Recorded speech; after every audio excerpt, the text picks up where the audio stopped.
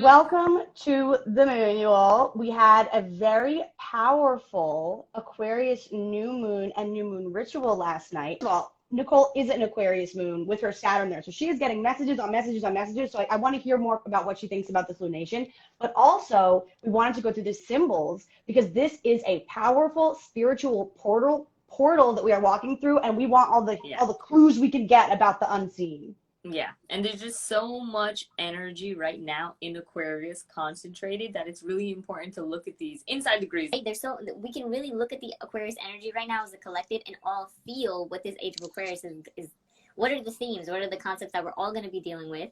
And because there's so much energy in there, I'll talk about one of the planets and then we'll read the degree so you know for what area this is igniting for you yesterday, because we're reading for some of this. For example, we can start with the moon, right? In honor of the moon, you will, in honor of all the work we do, we can start with the moon and look at internally what was the themes coming up for us yesterday, and what are the themes of this new moon cycle for these 2 weeks, right? Starting yesterday, these 2 weeks approaching the next full moon. What exactly emotionally are we dealing with? Now, just to know, as a moon in Aquarius and just Aquarius energy in general, when it comes to feelings, things are a little hard to process because we use words and we use thoughts and concepts and forms, right? So now, even for that, the moon and the sun, whenever it's a new moon, they're conjunct, which means they're right next to each other, and they were both at 23 degrees. So let me know whenever you're ready. I can start with the moon at 23 degrees. Okay, so I'm going to flip this really quickly, and I'm going to show you guys what we're looking at, okay? So this is a way for me to not show you my skin and also inform you and educate you. So this is the new moon stellium from last night, and Nicole's going to start here. So the moon and the sun met in the sky at 23 degrees. Wherever Aquarius is in your chart, you want to take a look because there is a huge energetic reset happening. So the moon energy, Aquarius, 23 degrees. It starts off with the title, Ancient Runes Carved at Random on Gray Rocks. Interesting. Interesting. So now to start. Learning the ultimate things the hard way. You have to put yourself totally into every realm to experience it for yourself. With a zeal for empirical wisdom or the wild edge of the scientific method, the experimental test case is yourself. And you are out there all alone in vast, uncharted territory just the way you like it. You've been granted the chance to prove things, to follow them out quite far, bearing a determined intelligence with karmically trained faculties of subtle perception. However, objectively speaking, this is an intensely arduous and relentless way to do it, without safeguards or precedents, relying upon the moment's edge. If you can be tirelessly strong, doing it this ruggedly will prove to be the only way to go if you wish to uncover future territory without imprinting bias or distortion upon it. You just have to invent the wheel in yet another dimension. So, wow! Dude, okay, so just to be clear, so that is the inside degrees, which is a channeled message about what exactly the energy of this, when this degree is highlighted, this is the lesson that we're learning, this is the message from the heavens, and the sun and the moon were there. I mean, I have a lot of thoughts, but first, what do you take from that? I mean, I feel like that is dead the fuck on. That is dead the fuck on because it is the sun and moon, right? And the moon being our inner world and the sun being our outer world. And so now we're literally looking at it. I mean, let's just read some of these sentences over again. You have to put yourself totally into every realm to experience it for yourself with a zeal for empirical wisdom or the wild edge of the scientific method. So now we're in the middle of all of this shit going on, and we are experiencing every realm for ourselves, and anything that you have not experienced is only because you haven't put yourself in it. This is the time to actually realize that if you use some of this wild edge and you play around with it, you're going to learn a lot about your own scientific method, the method that you use for your ego, the sun, out in the world, and the method you use to deal with this vast uncharted territory aloneness that we are feeling on the inside. So how do you deal, or in your environment, due to the pandemic, due to the fact that you can't leave your house or do anything, there is this sense of everyone has gotten hit to what it means to be an alien in space, what it means to be isolated, what it means to be granted the chance to prove things and to follow them out quite far, bearing a determined intelligence with karmically trained faculties of self-perception. And it really is that. It's our subtleties right now that are showing us how much we are actually playing with the other dimensions and creating this world for ourselves, because we have no other chance right now but to prove to ourselves and the things out there exactly what it is that we are. And that was the moon, or the message at the moon rule, because your authentic self, it does have to be pushed out of you. It's not, we haven't been granted this opportunity to really put ourselves, as crazy as we are out there, as ourselves. We have not been able to do that ever without being chastised in a lot of ways. And we can see that with the celebrities, right? We can see it, how they have been chastised for trying to be themselves. If they even come out of the box of the four corners of what they're allowed to express, then they're already deemed crazy and put into a psych ward or heavily medicated. And right now, as people, we're all in these literal boxes on these screens, and we're not really subject to the karmas of other people. We're only subject to our own karmas. So it is very interesting. We can't blame anything right now on someone else. We are alone. Even if you are not alone, even if you are surrounded by your family at home, you have chosen somehow to be within the situation you are in. And we are now having to rely on ourselves, go back to these runes that have been carved on the rock, this ancient knowledge, but we're actually bringing it to a new world. So we don't have to bring all of the knowledge from our past, our actual timelines, our histories. And one of the things that I keep explaining is we literally have jumped our timelines from what has happened to us up until this point. So even things might look the same, pay attention to the subtle differences and the subtle distortions, because actually we're in new territory completely, and we are reinventing the wheel. We are reinventing the wheel for ourselves, stepping into this year and the next 30 years of our life. So that's a very interesting thing to see. I feel like the thing that comes up for me is like, you know, as an astrologer, I've never considered myself a scientist, but I think it's interesting that the minute that we shift into this heightened Aquarian perception, that all of a sudden now there is like, even if it's like whatever your news, fake news, there's a lot of journalism right now highlighting like there are so many headlines like so and so drops a crazy fact on what the truth about aliens might be. Vice says guy gets transmission from aliens. You know, government cover-ups are coming out about Roswell and all these things. And I just think that it's interesting that, you know, that is what the age of Aquarius, which whether it starts now or, you know, in 2733 or whenever it's supposed to, it's like we are moving into this time where we have got to stop pretending that the physical is reality. Not that it's not really happening right now, but it's like, I think it's bringing I think it's actually sort of like finishing the chapter of the Reformation and the times when they actually separated astrology and astronomy and metaphysics from science. Like, I actually think that that's one of the greatest wounds. Like, when I think about the divine masculine and feminine wound and the healing of union within us, it's actually accepting both the masculine and feminine side of every area. And I think that science is one of those areas where we have taken the masculine side to be law, which is that we can make a prediction and then prove it right and then do it over and over and over again, which actually arguably astrology does, but let's not even go there. I don't want to talk to my lab friends about that.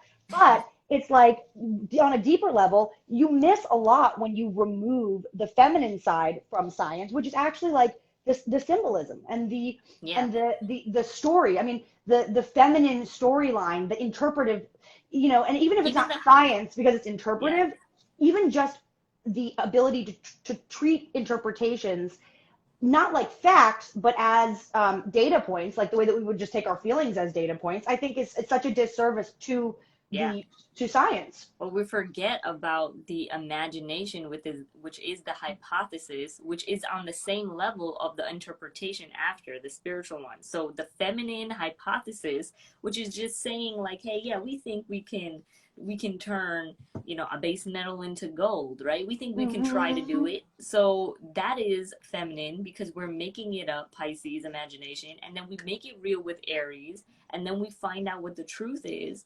And after finding out what the truth is, can we make a base metal into gold? Which is yes, we can. Alchemy is a thing. You can literally turn any base metal into gold, right? Through a process. Now, after learning that process, we have come up with so much understandings of ourselves and what happens inside of us because of that alchemical process that we proved with science. But the interpretation continues on. The interpretation is just like the hypothesis. So where did the hypothesis come from? It came from us imagining things. So as we are imagining after we find out the fact, we get to learn so much more about ourselves and about everybody else. And there is some trust. There is some diving that you need to do in order to get to that place where somebody can tell you something and you don't just take it as a fact and you don't just react, but you listen, you intake, and then you come up with your own thoughts and your own solutions, and then you put that back out there instead. That's a whole different process. And for some reason, people are very, lazy to do it. They haven't been taught to do it, whatever the case may be. I don't know. Well, I think it's because there's been a lot of safety found in making, I think the world that we're evolving out of is one where black and white makes us feel more comfortable. And so it's like, well, your interpretation doesn't mean anything because it's not like a fact, it's changeable, so it's not a fact. But I think what you're saying is really interesting, which is that in this new Aquarian age, it part of building a new future and also understanding each other is taking each other's perception into account. So you need to know who you're talking to and what they are experiencing as their reality so that you can actually meet them there instead of trying to fight about whose reality is right based on their feelings or past or history. It's like, no, we have to really acknowledge that everybody has had a different matrix experience and everyone is experiencing, even the data points, everyone is experiencing differently because it feels different or it reminds us of something different. And so if we actually take a minute, just like you said, before we take anything as fact or as law or as the new Bible, it's actually just recognizing that everybody's experience is different. And that is the only truth. The reality of it is that even the same thing can be interpreted differently. And so it's really important to get to know each other. And I think that's why astrology is about to, I think, have a real renaissance. I think it's really going to come back and it's going to be a much more respected craft again, because it really was, it was a function of the patriarchy to discredit the interpretive side of astrology. But honestly, the interpretive side of it is what gives it so much life and so much meaning. And you see how varied things can go. It's not like the chart says this is going to happen. The chart says these are the energies that this person is working with. And this is the energy that the collective is working with. And so, I just think it's really important that we really recognize and have compassion for each other. We all are on different grids. We are in different timelines. We're on different grids. We're having experiences at the level of our own consciousness, which is not the same as everybody else. Exactly. And maybe now for the first time, we are on these different timelines. And there's so many other things we could talk about to prove that point, but I won't even take it there. But this is a good segue for Mercury at 16 degrees, because we are talking about the happenings of the mind. We're talking about communicating with compassion and openness to not just each other, but knowing that each other, we're experiencing different actual quantum fields of existence, different matrices. So when I talk to Sarah and we talk to you, we're in different worlds, but we can still communicate properly to each other. Now, what does that look like, right? Right now, what are we dealing with when we're talking about communicating in our mind, which is Mercury? And Mercury has been retrograde. And I'm pretty sure everybody knows now what Mercury retrograde is about, but this Mercury retrograde is happening in the same new moon energy sign as we enter the age of Aquarius, sitting there talking to all of the rest of the planets and channeling for all of the rest of the planets. That's probably why Mercury is retrograde, because that's a huge job for Mercury, and Mercury is tired as shit talking to everybody. So now I will read the decree. Ground up gemstones to be used as medicine. And I haven't even read this. Crystals! Everybody not read crystal this. talk! I digress. Technical proficiency across a broad spectrum of forms and ways. knowing how to do just about anything. You are involved with the precise combinations in a dazzling display of capacity. You seek to find new ways, innovations, and fresh approaches, yet you are steeped in tradition and ancient wisdom, somewhat swept away with the whole enterprise, where the mere linear intelligence takes charge and views everything on its terms, intent upon results, looking for proof, insistent that the objective, factual, practical realities are everything. This is literally what we we're just talking about. I am so proud of us. We're psychic as shit, bro. You feel compelled by your vantage point to apply a fierce ideology to every manifest particular. Seeing examples, variations, confirmations, and validations of the theory, the principle, the standpoint, driving home verbally, brilliantly the argument, caught in the dialects of truth and falsehood, and comprehensively enclosed within a one-sided and self-justifying thrust of mind that is so good at playing this game that you will win and prevail, yet something is missing, much is denied, and literally, we just talked about this, right? So this is everyone collectively and this new moon forcing you to sit down and look at the ways you've looked at your past life as methodical, logical, and completely masculine, and how that has driven you to learn this good game of the patriarchy, right? Where you will prevail in getting your point across. But what's the point of getting your point across if you don't feel love and happiness and joy at the end of the conversation? You're just having a conversation and an argument for the argument's sake. Now, in what ways have you done that for yourself in your own mind, about yourself, with yourself, and with all your relationships and the people around you? Mercury is forcing you to get these new downloads, but then to sit and really think. So knowing how your new moon went for you, how this week went for you, is very telling for you. Did it happen smooth? Were you able to talk about your crazy new ideas like we have as a Moonual and be accepted? Or were you getting backlash, and were you having arguments? Because Mercury retrograde is trying to show you something about your thinking. Have you blended your masculine and feminine energies? Now, why is that important to talk about? Because what's the next planet after Mercury that we need to look at and read? It's Venus. It's this feminine essence. So now we're having Mercury in conversation now with Venus, right? And Venus is at 12 degrees.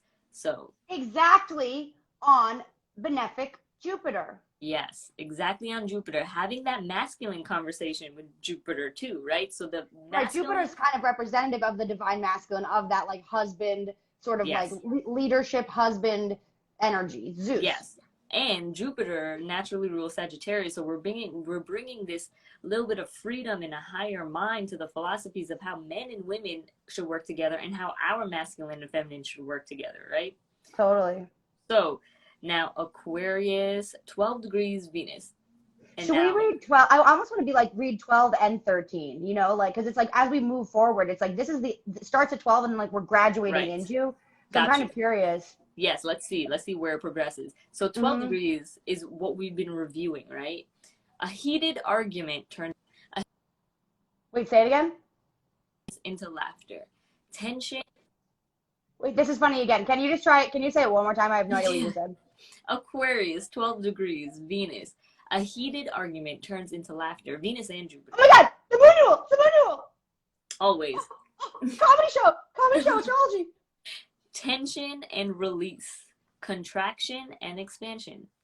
The breath of the mind resolving its dualities, and literally Venus and Jupiter, a masculine energy, a feminine energy sitting next to each other. We're talking about the breath of the mind resolving its dualities, literally. In order to make it possible for radical truth and significant realizations to come through, you must first karmically dramatize the Moonual inside the ego mind. Oh my God, we are the healers of the next gen. We are doing here. No, if you want to have some fun, it's just like theater for mental health is what it is. It's theater. It's applied theater. Literally. So you must first karmically dramatize inside the ego mind and outside as well. The unbearable tension between opposing points of views. This man, this woman, this mask, this no mask. That's right? comedy. Comedy. You enter upon disputes, advocate positions, set up heroes and villains, and then when your whole inner and outer world is packed with dilemmas, with problems, arguments, and battles, this is what we're seeing happening out, right? Everyone has an opinion and everyone needs to get it out and tell somebody else how they're wrong at something.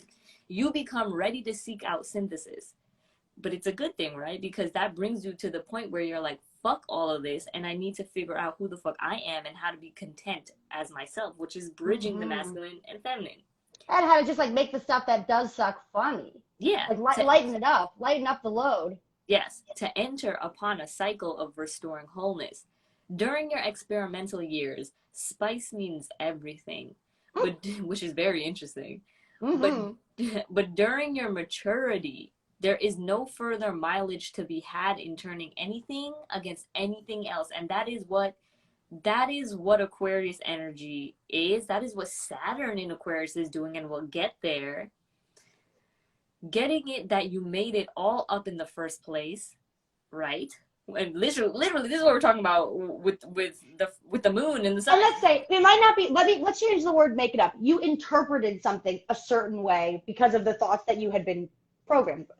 Yes. So getting that you got programmed in the first place, and that the rational mind delights in controversy but has its limits. When resolution comes, everything looks different, doesn't it always? All of life turns around, and most particularly your reaction to yourself changes from the critic into the friend and respectful ally of your own inward intentions. So I want everyone to really listen back from the beginning what we were talking about, because it literally all aligns. I mean, I can't believe it's like, well, I mean, you got to come to the moon. We're the best in the biz. It's amazing because it really is about friendship. That is Aquarius. That is the highest octave. How do you learn how to be friends with people who don't feel the way you do? How do you learn how to be friends with people who have the exact opposite understanding of the way you live your life? It's okay to do that. It's okay to have that. It's okay to piss people off and quote unquote bring something into their space that is not something that they would have agreed upon, and maybe not something that you even realized you were bringing. But in highlighting the differences, we learn how to bridge our issues, because once you reach the end of your life, you don't care about fighting with anyone else. But okay, so let's talk about Saturn, which is the last planet in Aquarius that we're going to look at. And it's the grounding force to all this energy right now. Because once upon a time, long time ago, Saturn was known for the ruler of Aquarius, as well as Uranus. But Saturn was first, right? And so, with that being said, Saturn does like to be here a little bit, because it likes the discipline, and it likes the fixed nature. Now, I don't think Saturn likes to be shoved into a house with everybody else. I think there's way too much chatter going on. So we are feeling our limitations, which is what Saturn represents. But those limitations is what is teaching Mercury, teaching our mind, teaching the masculine and the feminine to bridge. So now I will read. A gardener with just one leg. A liability turned into an asset. Something is missing, something else is freed up. Integration, wholeness, balance, coherence are missing. You discover in their place innovation, wild impressionability, and extravagant opening into multiplicity. And I think one of the main things to know is that Saturn is breaking up time for us once and for all with its transit in Aquarius. It's really breaking up time so that we can see the multifaceted nature of what time really is. And I think after this transit, most of the people are going to understand that this talk about multiple timelines, it's not a joke, and it's not just for fun that I even say that. It's not for fun that we preach that at the movie wheel. It's actually real. But I digress. And I just want to say, side note, yeah. You heard it here first. Gardening, it's going to become all hopping on the dirt to pound it in. There's going to be you could just literally pound that dirt in. And the wine while you're at it, right? We could do it with dirt, we could do it with wine. We could do He's a gardener and what is the word for a wine? A winist? Definitely not, but yes, a wine. A winist. A winist. A wine enthusiast. A So, wine, he's a vineyard stomper. winology. He's a wineoceros. That's good. Okay, so the life force runs wild. Consciousness cannot contain it. It is an explosive display of what it is like when the witness... Sommelier. Sorry, keep going. It's an explosive display of what it is like when the witness is disenfranchised and all the energy goes into the immediate operator. Well, I just want to say that again. It's an explosive display. And I just want to say this, right? As a Saturn Aquarius sponsor, because I am Moon in Saturn and Saturn's on my moon, I literally went through my explosive display of having let out what consciousness could not contain. I've lived my whole life like this, and when this finally came back around, I saw what it was. And I've been warning people since last year, this is the year of psychotic breaks. And it is either this, one of two things. You lose your mind on purpose because you allow yourself to, and you learn from that moment this year, or you lose your mind indefinitely, and you might not come back from that. You might not come back the same, and you will have a lot of work to do if you come back with even a little bit of it. So if you feel that energy of losing thyself, you need to let yourself jump into that so that you can come back stronger. But okay. You become totally bursting loose in a particular personal form. This way of being is simultaneously a throwback to idiosyncratic. Yeah, the idiosyncratic ways of the past. In the vein of eccentricity and being a character, an avatar, a Sims in the Matrix, and at first cracking through of new ways framed as spontaneous revelation. And I said this at the Moon Rule too. The word framed there is really important because the truth is we've set the dominoes in our life to be in this moment the way we are in it right now. So it's not a new revelation, and it's not spontaneous. I mean, it is, because this is the first time we're coming to these clarities about ourselves. But the cards have been set, so don't deny what is happening and how you feel, and you can't necessarily blame it on a single other person because the whole world is at shit right now. The whole world. So you move into any and every kind of awareness frequency with abandon and with resiliency to keep juggling, keep opening, keep discovering, and discarding with a fervor and a zest and a trace of really knowing that this is the best way to let go of a whole bunch of stuff and open the floodgates for something different to happen here. You can't go into different unmarked territory without doing something completely different. Something just like it was a long time ago, and just like it will be when the whole world shakes loose a little. And literally, that's not a Saturn trait, letting loose and shaking loose, really, right?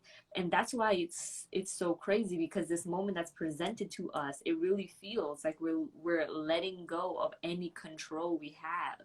And we're letting go of all the control in our mind, faculties, in our third eye. We have to allow all the blocks to be broken to receive this immense amount of new, unknown intelligence that is really trying to channel and funnel its way to us. And it can't do it unless we give up those last strings and open the last doors that we've never looked into. Some of those are dark because a lot of those dark doors you never wanted to look into go straight into your subconscious, go straight into the dark and the depths of your soul. And a lot of people are uncomfortable sitting there. But guess what? The winds of this new moon are bursting down those doors whether you like it or not. So just get ready to embrace it. It really is that simple. If you embrace it, you will find a new path, and it will not be so hard to let go ever again. But I feel like Saturn is like, it's interesting when we read these degrees to also understand which energy it is that we're talking about. So when we're talking about Saturn, we're talking about it's almost like if you know that you live in tornado country, mm-hmm. and you ignore it, then like you could be literally like super fucked. But mm-hmm. if you know that you live in a place where there are tornadoes and you have a place in the back for when that happens, or you go full Bill Paxton and you become a storm chaser or whatever, like the storm isn't so scary and it isn't so dangerous when you know that there is a storm coming. Like if you go out in the snow but you're wearing a jacket, it's not that big a deal. If you go out in the snow and you haven't checked the weather, you're like, oh, it sucks, fucking sucks, I hate Earth, right? Or whatever, I'm going to Florida. So that's what it, I think where Saturn is going, okay, you know that a storm's a brewing. So make sure that you know that it's like weather, and you can now prepare for this sort of topsy-turvy, shake it up baby moment without being like, no, it's all being shaken up. It's like, that's what Saturn is asking us to learn and work around. If you figure out what you need to do to be actually responsible for the fact that everything is fluid and that everything is changing and changeable, and to really practice not being attached. I feel like that's why Saturn in Aquarius is a little bit happier than Saturn in Capricorn, because even though Saturn in Capricorn is very comfortable, it is still highly controlling of people and of the system, and it wants fame and it wants acclaim and it wants it. There is a very personal, like Capricorn's a very personal sign. It means personally, right? Aquarius is like, don't give a fuck. Yeah. Like just like don't make it so personal. You're not the daddy. Who cares who the fucking daddy is? Y'all don't need to go on Mari. Everyone's the daddy. Everyone's the mommy. We are one. Just fucking do your fucking work. It's like Capricorn cares about the storyline. Aquarius literally doesn't. Literally doesn't. And now I'm like skipping ahead because I want to see when, I believe more towards the end of this month is when we're going to start to feel like the beauty of our limitations and the beauty behind it, because right now it is so jam-packed that some of the signs need to leave to free up some space for Saturn. And then when Saturn gets a little bit of more of that space, it's going to have, it's just like what you're talking about, it's going to sit into that like, oh, freedom. Oh, this is nice. This is like discipline, but this is discipline with no rules. This is like discipline for what I want to be disciplined about, not what the government wants me to be disciplined about. I want to put myself more into art. I want to go take a class and learn how to, you know, dance. I want to do whatever I want to do. And Saturn is now giving us the right to do that. But the thing that you need is the confidence, and the thing that you need is the thing that nothing can give you but you, is the blend between I'm scared to do it because of the forces of what's going on in the world. No, I can't take that class because I'm gonna have to wear a mask all day and it's gonna piss me off. But do you want to learn how to play the piano? Do you want to change your life?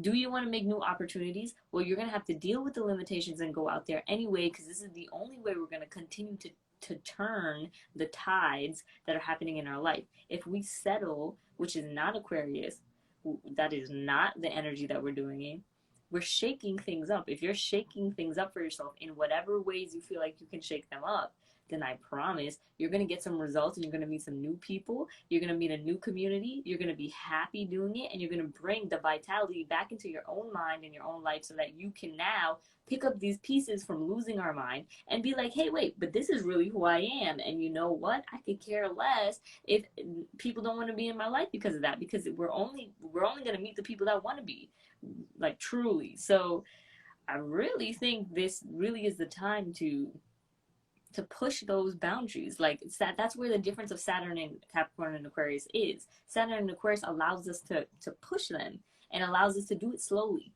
so that we can see what we can take. Because maybe some places we don't need to push those boundaries. You know, maybe some places we move it a little and what we find is not what we like, so we go back. And that's okay too, because it's all a learning process. But this really is about us changing our environment in small ways, changing our conversations with people, and really focusing on who is it that's really on your team, because it does get darker from here. It does.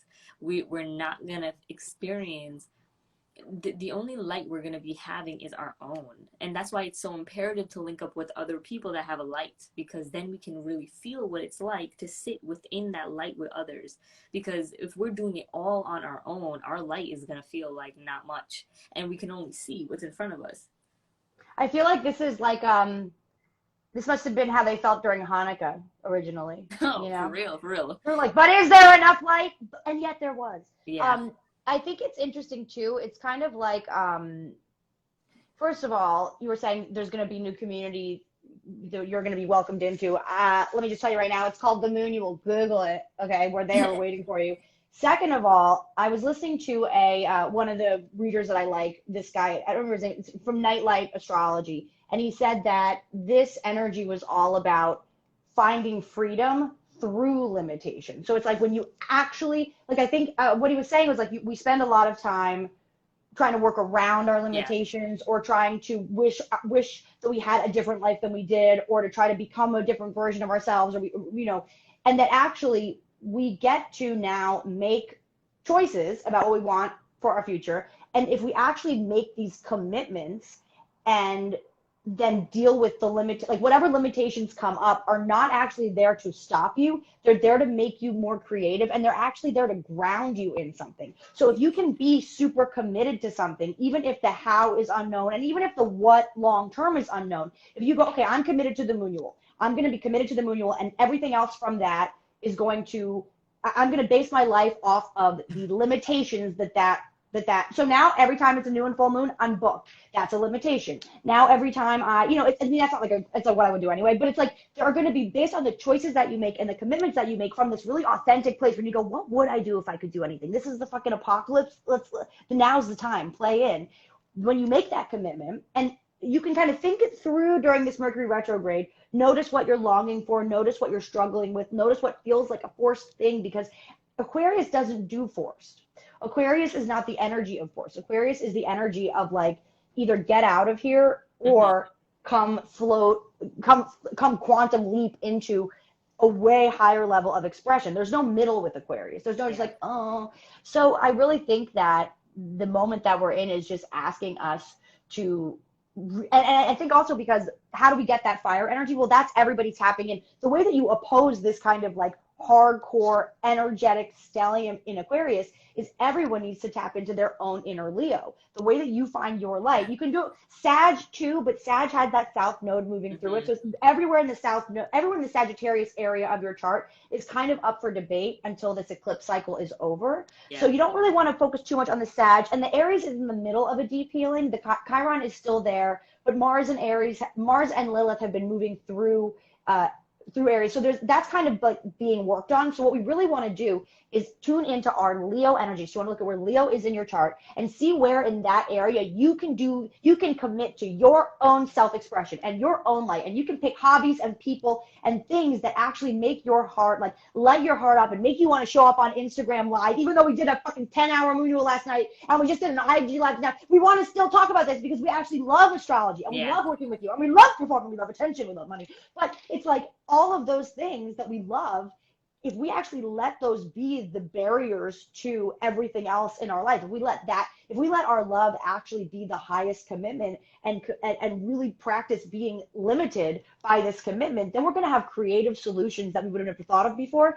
And we're going to actually work through the kinks of developing what it is that we're going to develop for the next 30 years, because the limitations actually show us, where there's work to be done. So it's not like there's work to be done, so I quit. As long as you're not forcing something, don't quit. Yeah. Make it actually a million times easier and really make it about you flexing your heart and you showing your love and you showing yourself and the world what it is that actually gets you going, because that is actually how we're going to also group with each other. Because, if we're all in the dark and there's a bunch of different campfires, you want to be with people who are like you. You don't want people that are just going to leave you like Leo and the Revenant, like just die here, man. You want actually people that care about your well-being and that care about your success, and vice versa, because then we're really safe. So even if we are all alone and isolated and there's no big light, we're all with these little campsite lights and we're hoping that Hanukkah lasts at least 8 days.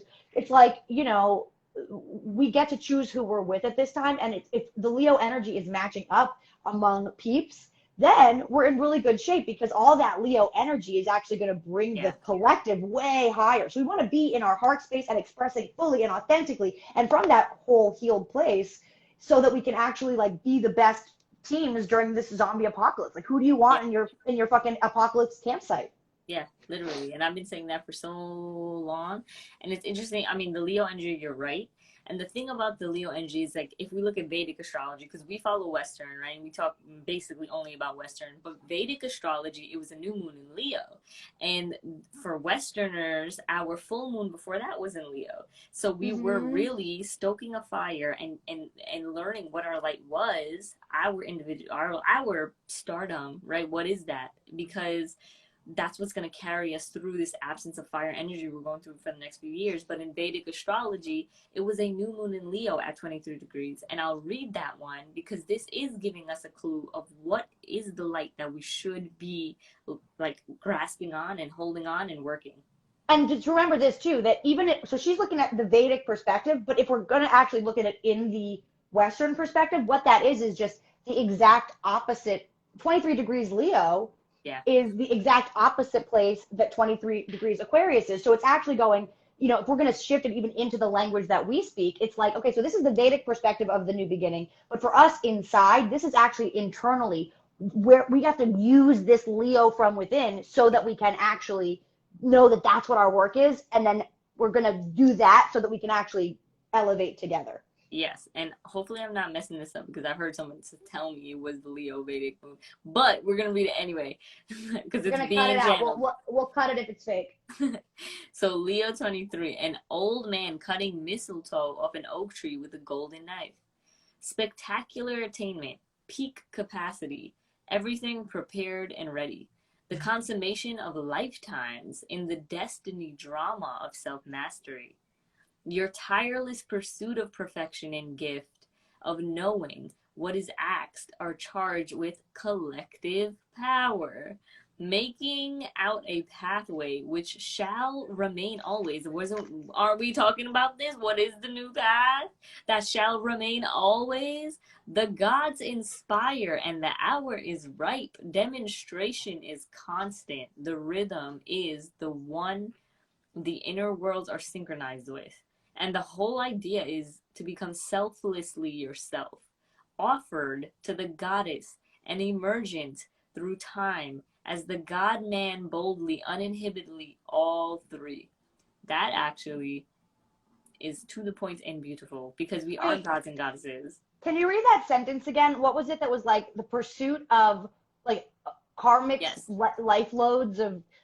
It's like that really, because like this past few years has been such a karmic completion cycle. And I think that what a lot of people are experiencing is that like, even if things don't make sense in your life, or even if like things aren't exactly how you want them to be or whatever, you can see this period of time that we've been in, this whole lockdown, has showed us what we do when we procrastinate. And it has showed us what we do to waste time. And it has showed us what we are actually paying attention to. Like, we can't hide from ourselves at this time. So instead of making that like, I've been procrastinating, or I'm distracted, or like, oh, I'm just like painting, but like I'm not a good painter or whatever, trust that you have been preparing for this moment for lifetimes. And it's a karmic, the fact that we are on earth right now at this time is not a coincidence. The fact that we are here, you probably know. I mean, even I felt that way at the Munuo last night, where I was like, wow, this is my life's work. Yeah. And it's only the beginning, but I understand. It's only the beginning, and I understand how every single thing I did to lead up to this, which most of the time made no sense. I was told not to do it. I was told I have ADD. I have told I have focus issues. I've told that I'm all over the place. I've been told that you can't give me money because you can't trust me with it.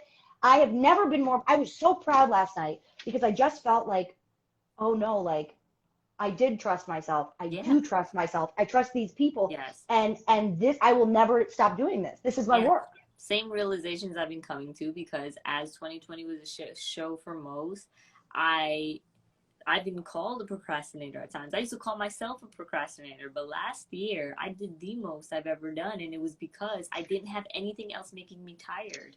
The distractions were my dumbass job. The responsibilities of old Capricorn are what you're actually talking about. Yes, those responsibilities that I was trying to play into, because that's what people thought made you not lazy. That's what people thought made you something in the world, and I knew that wasn't who I was, and I knew that that's not who I was in the world. So I've been patiently waiting, being called lazy and a procrastinator my whole life, just to get to this moment and then blast off with whoever wants to be on board. literally take off into space and go to the next dimension of where we want to go as a god and a goddess and multiple goddesses that I'm damn thankful for, because we really didn't do anything wrong. If we did something a little off of ourselves, we wouldn't be connected here broadcasting even just this symbols and of the degrees. Like, I met Sarah right before this shit went down, so it's crazy to know that we've been in the right place doing the right thing with the right knowledge, and we've been doing it in face of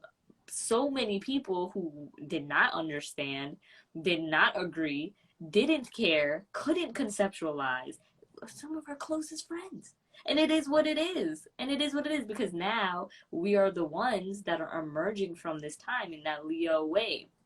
Your tireless pursuit of perfection and gift of knowing what is asked are charged with collective power. Now we have not just ourselves on this journey, we now have the power of the group making out a pathway which shall remain always. So it really does feel good. And even how you feel, it's true. This is just the beginning, and this path we've already forged, and now we can't unwalk it. We're literally on it, and it's not going anywhere. So it's going to be really beautiful for anyone who's really steeped in their authentic self of what we're going to bring to the table for everyone else, because the demonstration is constant. The rhythm is the one the inner worlds are synchronized with, and the whole idea is to become selflessly yourself.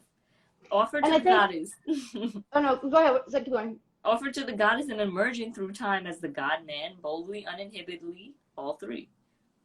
Yeah, it's like, I feel like it's interesting because when we look at like the criticisms of ourselves, or like the judgments, or how the world was reflecting us back to us, it's like everything is always just projection, and even in the collective sense is projection. I mean, the amount of times that I've been told that like I was all over the place, or like I have too many things going on. It's like, no, actually the world is too segmented, and so I had to try to fit into different boxes, calling myself something different. But at the end of the day, everything that I do is all the fucking same. I use a number of different conversational and spiritual tools. I say shit in a funny way. It all, hopefully, at the end of it, leaves you feeling better. That's Exactly. it. It's all the fucking same. And if you tell a chef that, like, why are you working on desserts? You're a seafood sous chef. It's like, because if you're in the kitchen, you need to know how to cook a bunch of different things if you don't want to fucking kill yourself. I think for the first time ever, we're going to move into this awareness that actually all the people that we've been saying, oh, they're not focused, or they're all over the place, or they're procrastinating. Maybe when you're procrastinating, you're actually contemplating. Maybe actually we should build thinking back into our schedules. You know, processing, thinking, understanding. And I think that right now, like, I think that what's happening is like, oh no, I don't have like focus issues or confidence issues or whatever. I'm multi-fucking-dimensional. And we are multi-dimensional. And the universe is multi-dimensional. So there's going to be a rude awakening during this new moon for anybody that is too bought into the matrix, that's too bought into the system, that believe that if you are longing to go back to the way things were, check yourself into rehab. It's not going to happen. So you need to be able to actually accept yourself fully, even if you think that you're like a shitty employee because you're spending lunch doing yoga, or because you're hiding from work that you have a radio show, or whatever it is. The more that you resist hiding anything about who you are, and the more that you work to actually bring together these two parts of this, any kind of split that's happening inside of you, that has you being on sort of a lower vibration. And like, if there are two things going on within you that don't seem to make sense together, you need to either figure out what the common denominator is, what the actual lesson is, what you're actually there doing, or drop one of them. Yeah. Because unless you are integrated, you cannot dimension hop the way that we were able to at this time. And this is certainly going to be a time where you want to be able to have all the tools in your fucking apocalypse camp that you can. It's like, it is so unpredictable. I'm so glad that I have so many different skills. I've studied so many different things that are all the fucking same, but it's different ways of looking at the same thing, which is just like, you know, how to lead people, and how to make them feel better, and how to inspire people to do things that make them happy. That's like literally it. And just normalize being human, you know. And so whether it's comedy, astrology, coaching, I want everyone to know that whatever you're going through, you're normal. There's nothing wrong with you. There's something wrong with the culture, but as we know, we were talking about this last night, like even like in the animal kingdom, real leadership, yes, there are great leaders, and you're talking to him right now, okay? But really, when we're talking about movements. We're talking about the collective. And, we're talking about, all the birds, one bird turns his head, another bird turns his head, another bird turns his head, and then all the birds are turning their head in that direction. And then they all somehow know to fly at the same time, right? There's not one dominant bird that's like, come on, guys, let's get out of here. Blah, blah. It's actually like, okay, there's a wave happening. And so I'm my bird, I got my worm, but when the heads start to turn, we move and we move with the flows. And you want to be able to fucking fly. You want to be able to fucking peck for your life. It's just like the whole experience. It is changeable. You want to know who you're with, and you want to know what you're bringing to the table, so that everyone knows how to do what when. You're either in the school of fish, or you're that little fish floating out by yourself, and you're very subject to get eaten. So think about it, because we do need our tribes. But in order to be in your tribe, you have to be yourself, number one, and you have to learn how to trust. Because if you don't know how to trust the people that are in your tribe, then you will get left behind. And it's not anything wrong with that, because if you are constantly battling the people you're supposed to be working with and for, then there's no place for you there. We are only as strong as our weakest members. It's kind of true, but the weakest member is a mirror reflection of the strongest, and vice versa. So how do you bridge that? How do we know that we're all just here showing each other what our strengths are, what our weaknesses are, and we're here to pull each other out of those black Saturn cubes. We're here to bring life and color back into our lives and expand our presence, because that's what we had, and that is the divine feminine knowledge and the wisdom that's being offered through this transition period with this Aquarius, that your presence matters. You showing up and just showing your face matters. Even if you don't want to show your face at the moon and you want to stay masked, that matters too, because that one extra person watching and receiving energy and giving energy back, it helps the rest of us do our job, and it helps the rest of us turn our light on more for the other people that need it. And especially if you're doing Zoom comedy, it really helps to see your face if you're muted. Just saying, Please, I can't hear you. Little hearts in the comments help too. Likes very and helpful. Subscriptions. Not sure if the punchlines hit. Not sure. Yeah, like us. Yeah, seriously. Like, please just support us with all you have. Okay. But we are the new hospital. Okay. No, but it's like the mental hospital. We truly, but it's like children's hospital. We got a big playroom. We're all children now. We really are. Here's what I'm curious about. I'm curious about the inside degrees for 24 degrees Aquarius, because sometimes it's like, okay, so the degree that it's at is the current moment, but it is kind of what we're letting go and wrestling with, so that we can actually step into the next degree. So I'm curious in terms of the solar energy, which is really kind of what we focus on during the season. Right. So what was that moon actually setting us up to step into? Well, also the sun is at 24 today, so this is the energy we're feeling today, right? So for today, how we've progressed from this new moon energy, it is a large brown bear picking and eating apples. Gross indulgence and a conscience that just won't quit. Saturating your energy field with exaggerated gestures of capitulation, to your own lower nature. Capitulation? I know what that is. Capitulation, yes. We can look it up. I'll look at what capitulation is, because I don't like to Yeah, I'm curious. Say words I don't know. Capitulation. I feel like I can sing it in music. Capitulated at once. What's that? Free 15-minute reading for anybody that tells me what musical theater song is. Capitulated at once. Dana. Okay. Dana's gonna know. The definition of capitulation: a set of terms or articles constituting an agreement between governments. So it's kind of like the Constitution, right? Or the UN, coming to terms with. Okay, that's interesting. Yeah, okay, so start it. Can you start it over Capricorn. It's very Capricorn, right? Because of the capitalization, capitulation. So, okay, now we'll start over. A large brown bear picking and eating apples. Gross indulgence and a conscience that just won't quit. Saturating your energy field with exaggerated gestures of capitulation, which is terms to your own lower nature. So we're basically what we're saying is saturating your energetic field with exaggerated expressions of your lower nature, of how we've agreed to play out our lower nature with our higher mind. But you do this in continual ironic juxtaposition to an observing, intelligent, and a keen conscience which deplore and have no use for your own shenanigans. So really, So wait, I am allowed to keep smoking cigarettes during the play for the first time, or I have to stop? well, being split between the compulsive and addictive personality and the dispassionate and icily removed consciousness, you're trying to turn yourself around by alternatively binging and reforming. But each Oh, so it's like binge, smoke so many cigarettes I'm disgusted with myself, and then it's gonna be over. but I've been too moderate with it. pretty much. But each binge triggers a reaction of the other side of mind, and each renunciation and reformation in turn triggers a further reaction.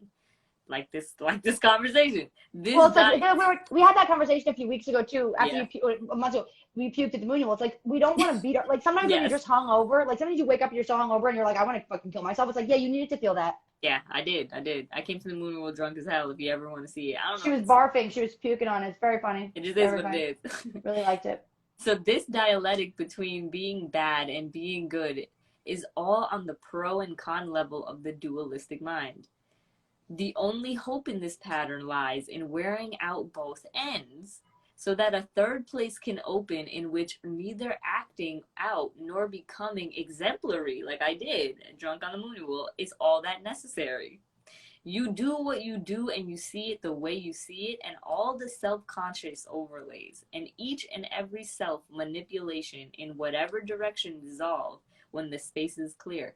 And that is the process of letting go and purging, right? That's why you have to see both sides. That's why like healing is not linear, and it brings you in such a roller coaster of feeling good, feeling great, and getting the shit end, because that's how we get to the middle.